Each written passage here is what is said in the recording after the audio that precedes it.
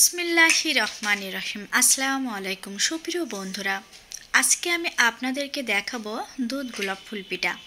এটা মুখে দিলে মিলিয়ে যাবে তুলার মতো নরম তুলতুলে, মনে হবে এজন্য পিঠা নয় তুলা খাচ্ছি। এতটা মজার, এতটা টেস্টি। চুলার উপরে একটা প্যান বসিয়ে লিকুইড মিল্ক দিয়েছি 2 কাপ, লবণ দিয়েছি স্বাদ অনুযায়ী। ঢাকনা দিয়ে ঢেকে বলক উঠিয়ে নিয়েছি। শুকনা ঝরঝরা চাউলের গুঁড়া 1 কাপ দিয়ে 2-3 মিনিটের মতো ঢেকে বলক উঠিয়ে নিয়েছি। এখন নারকেল বাটা দিয়েছি 1/2 কাপ। এখন একটা মিডিয়াম ডো তৈরি করে নেব। ডোটা খুব বেশি শক্ত হবে না, খুব বেশি নরম হবে না। ডোটা তৈরি করে ঢাকনা দিয়ে ঢেকে 5 মিনিট রেস্টে রেখে দিয়েছি। পাউডার মিল্ক দিয়েছি 1/2 কাপ, ঘি দিয়েছি 1 চা চামচ। এখন ভালোভাবে মথে নিয়ে একটা ডো তৈরি করে নেব।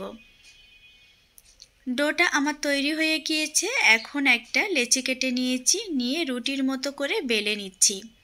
তবে রুটির চাইতে একটু হালকা মোটা হবে।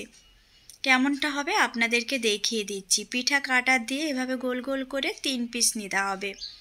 যে কোনো কৌটার মুখ দিয়ে নিলেও হবে। পিৎজা কাটার দিয়ে 3 সাইডে কেটে নিতে হবে, আর মাঝখানে একটু চেপে দিতে হবে যেন পিঠাগুলো ছাড়িয়ে না আসে। এখন চারি সাইডে ঘুরিয়ে ঘুরিয়ে এভাবে উঠিয়ে দিয়ে লাগিয়ে দিতে হবে। এভাবে একে একে সব পিঠাগুলো বানিয়ে নিব। আর এই পিঠাটা তৈরি করার সময় একটু সাবধানতা অবলম্বন করতে হবে, যাতে চাউলের গুঁড়াটা খুব কম ব্যবহৃত হয় পিঠাটা তৈরির সময়, সেদিকে খেয়াল রাখতে হবে। সব সাইডে এভাবে উঠিয়েও দিতে পারেন, আবার নিচের অংশটাও ছড়িয়ে রেখে দিতে পারেন আপনাদের পছন্দ মতো।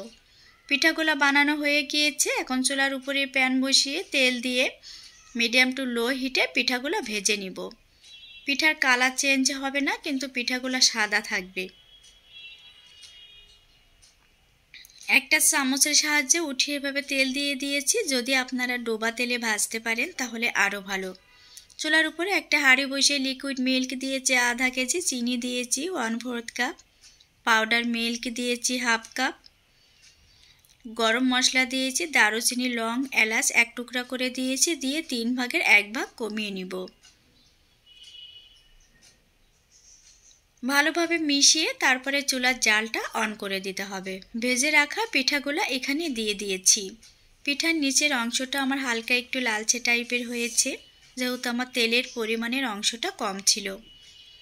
ঢাকনা দিয়ে ঢেকে একদম মাখো মাখো করে যখন শিরাটা ঘন হয়ে আসবে তখন নামিয়ে একটু ঠান্ডা করে গুড়ের শিরাটা মেশাতে হবে।